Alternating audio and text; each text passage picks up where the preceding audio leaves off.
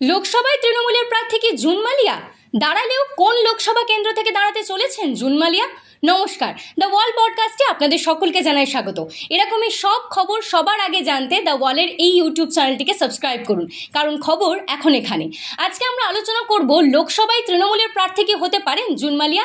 আমরা দেখেছিলাম 2021-এর নির্বাচনে যে কেন্দ্র নিয়ে একেবারেই তৃণমূল আত্মবিশ্বাসী ছিল না, সেই মেদিনীপুর কেন্দ্রে একেবারে বলা যেতে পারে পরীক্ষামূলকভাবে জুন মালিয়াকে প্রার্থী করেছিলেন মমতা বন্দ্যোপাধ্যায়, এবং তারই পরে দেখা গিয়েছিল যে সেখান থেকে জয়লাভ করেছেন জুন মালিয়া। এবার ভাবা হচ্ছে যে লোকসভা নির্বাচনেও কি জুন মালিয়াকে দেখা যাবে নির্বাচনী ময়দানে? একেবারেই তাই। তৃণমূলের বিশেষ বিবেচনায় রয়েছে অভিনেত্রী জুন মালিয়ার নাম।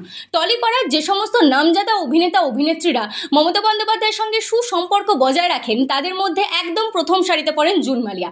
আমরা দেখতে পেয়েছিলাম বিধানসভা নির্বাচনে অনেকগুলি জায়গাতেই যেখানে যেখানে তৃণমূল আত্মবিশ্বাসী নয়, সেখানে জনপ্রিয় মুখদেরকে তিনি প্রার্থী করেছিলেন, যার মধ্যে অন্যতম ছিল সায়ন্তিকা বন্দ্যোপাধ্যায়, কৌশানী মুখোপাধ্যায়, সায়নী ঘোষ এবং জুন মালিয়া। মেদিনীপুর কেন্দ্র নিয়ে তৃণমূল খুব একটা আত্মবিশ্বাসী ছিল না। সেখানে যে শিখে ছিটতে পারে তাও আশা করেনি তৃণমূল। সেখানে তৃণমূলের পরাজয় ছিল অবধারিত, কিন্তু দেখা গেল একদম শেষ মুহূর্তে ভোট বৈতরণে পার করতে সাহায্য করেছিলেন জুন মালিয়া, এবং তারই পর থেকেই আলোচনা একেবারে তুঙ্গে। তাহলে কি লোকসভায় এবার জুন মালিয়া প্রার্থী হতে পারেন? কারণ মেদিনীপুরের ক্ষেত্রে দেখা গিয়েছে এখনো অবধি তৃণমূল একটা জুৎসই মুখ খুঁজতে পারেনি। তাহলে সেই বিধায়ক যিনি কিনা তৃণমূলকে সেখানে জয়লাভ করিয়েছিলেন, সেই বিধায়ককে কি ফের সাংসদের পদে টিকিট দিয়ে নির্বাচনের ময়দানে নামানো যেতে পারে? এমনটাই তৃণমূলের অভ্যন্তরে চলছে বিশেষ বিবেচনা।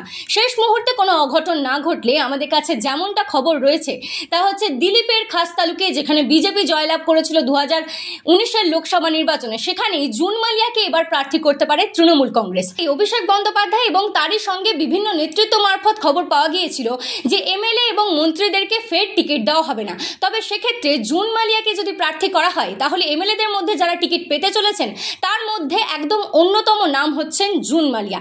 জুন মালিয়া দেখা গিয়েছিল মেদিনীপুরে ভোট বৈতরণী পার করতে সাহায্য করেছিল তৃণমূলকে বিধানসভা নির্বাচনে।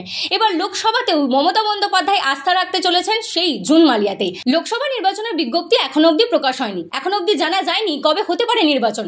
তবে দেখা গেল বিজেপি তাদের প্রথম দফার যে তালিকা তা কিন্তু বার করে দিয়েছেন।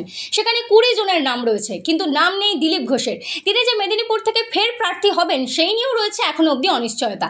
তবে যদি প্রার্থী হন, তাহলে দিলীপ ঘোষের সম্মুখীন হতে চলেছেন তৃণমূলের জুন মালিয়া। একেবারে হাড্ডাহাড্ডি টক্কর দেখা যাবে জুন মালিয়া এবং তারই সঙ্গে দিলীপ ঘোষের মধ্যে। এর আগেই আমরা জানিয়েছি 10ই মার্চ তৃণমূলের ব্রিগেডে যে জনগর্জন সভা রয়েছে, সেখান থেকেই তৃণমূল সুপ্রিমো মমতা বন্দ্যোপাধ্যায় ঘোষণা করবেন লোকসভা কেন্দ্রগুলিতে কারা কারা প্রার্থী হতে চলেছেন।